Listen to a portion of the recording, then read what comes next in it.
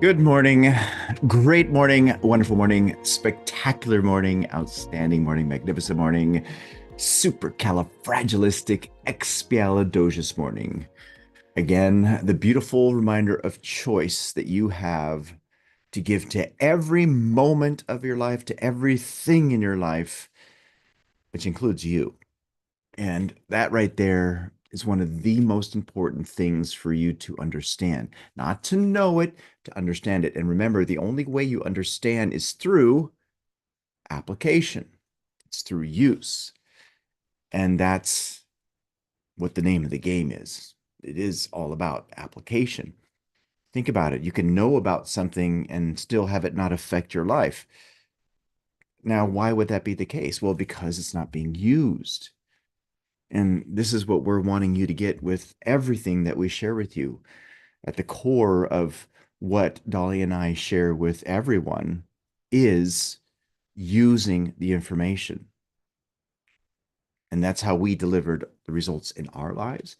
And that's how you're going to deliver the results that you would love in your life by using it. Remember, don't sit here and collect information, say, oh, wow, that's nice, that's cool, that's inspiring. Yeah, that's fine and dandy for the beginning part, but that's not going to change you. So apply what we're talking about.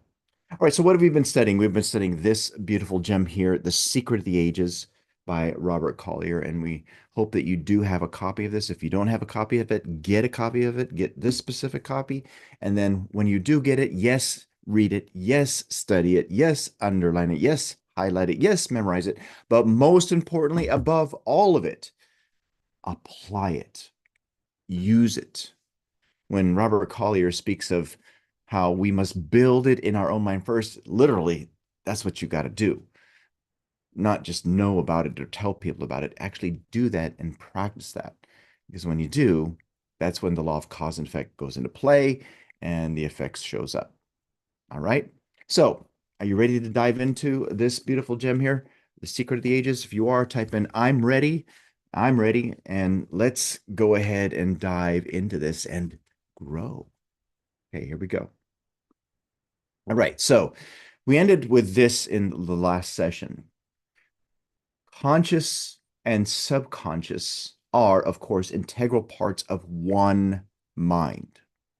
But for convenience sake, let's divide the mind into three parts: the conscious mind, the subconscious mind, and the infinite subliminal or universal mind.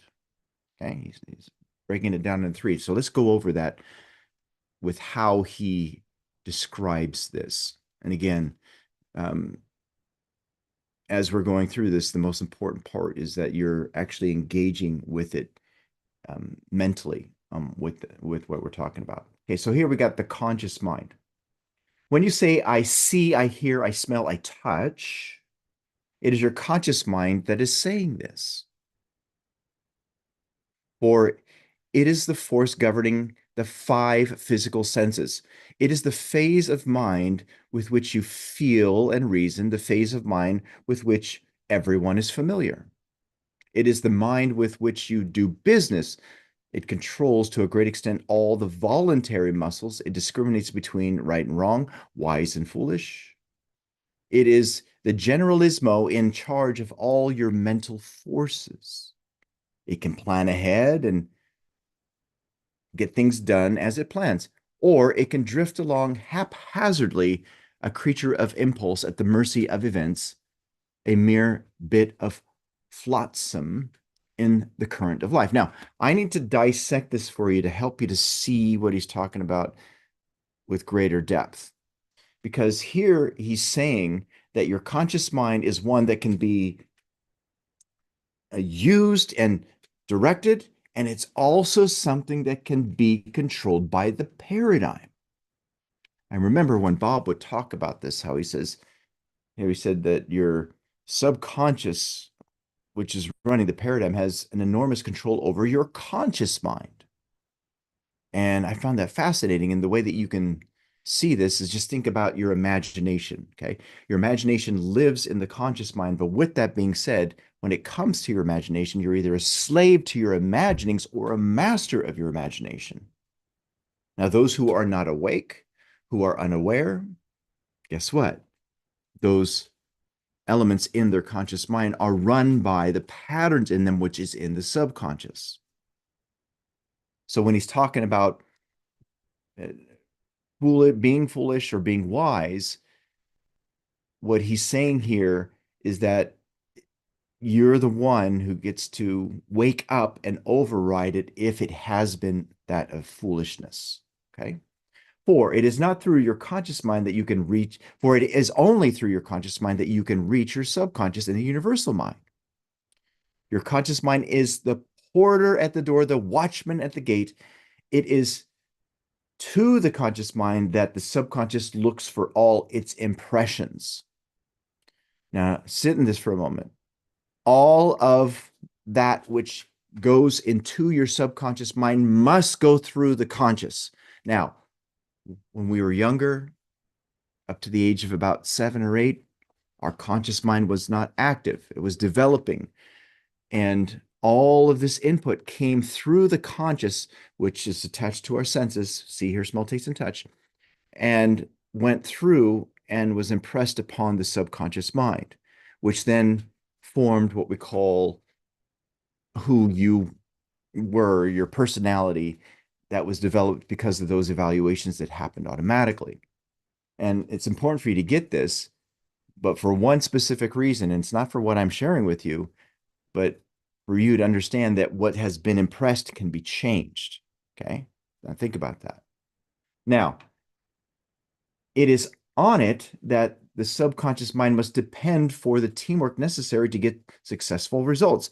You wouldn't expect much from an army, no matter how fine its soldiers, whose general never planned ahead and who spent all his time worrying about the enemy instead of planning how he might conquer them.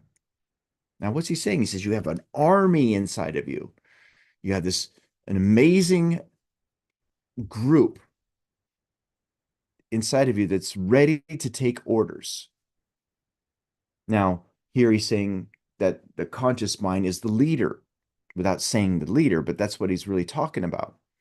And what he's inviting you to do is to take command of it. Now, you wouldn't look for good scores from a ball team whose pitcher was at odds with the catcher. In the same way, you can't expect results from the subconscious when your conscious mind is full of fear and worry, doubt. I had a doubt there. And when it does not know what it wants. Now, here he's actually planting a seed now about how important it is for you to know what you want, to know exactly what that is with clarity. The one most important province of your conscious mind is to center your thoughts on the things you want and to shut the door on every suggestion of fear, worry, or disease. Now, what's he saying here? He said the one most important province of your conscious mind is to focus. Now, Neville Goddard talks about this a different way. And he states that what keeps people in average, mediocre, or substandard lives is weakness of attention and poverty of imagination. Now, we'll talk about the imagination and how many people imagine low things. Remember what we talked about before with regards to that thing that Les Brown said? He said, if your dreams are different than the story you believe about yourself, your story will always manifest itself. Most people change the dream and keep the story. They lower the dream, they lower what they want to match the story. And he says, don't be like most people. Keep the dream, change the story. Imagine great things for yourself. Don't let the paradigm, let me rephrase that. If the paradigm happens, it's not something you let, it's something that happens because of something that's subconscious. So I'll say this, override the paradigm, pulling you down to something that's lower. Instead, know what you would love, lock into it, center your thoughts on that, whatever that is, and shut the door on every suggestion of fear or worry or disease, which comes from the paradigm. Now, if you once gain the ability to do that, nothing else is impossible to you. Now, here, I will remind you that this right here, these two paragraphs here together, there is nothing harder that you will do. And we talked about that when we studied Wallace Wattles and the science of getting rich. He stated how there's nothing that shrinks the minds of more men and women than that of sustained and consecutive thought. In other words, holding to the ideal of how you would love things to be, especially when truth, which is that, is contrary to the appearance, contrary to what's happening in your life, contrary to what's causing the worry, the doubt, the fear. But when you can do that, when you can focus, center your thoughts on the thing you want, you have power, you can get what you want, and nothing else will be impossible to you. Wow, all that from this. Amazing. Now, before we proceed, for those of you who are watching this live stream, and maybe you're watching this introductory part from a replay that's there on YouTube or Facebook, and you want to tap into the remainder of these calls where it gets a lot better and access the replays of the full calls, do yourself a favor and go to elevitality.com and register for Master Your Mind. You will thank yourself later. All right, so now let's move into this even further because of how awesome and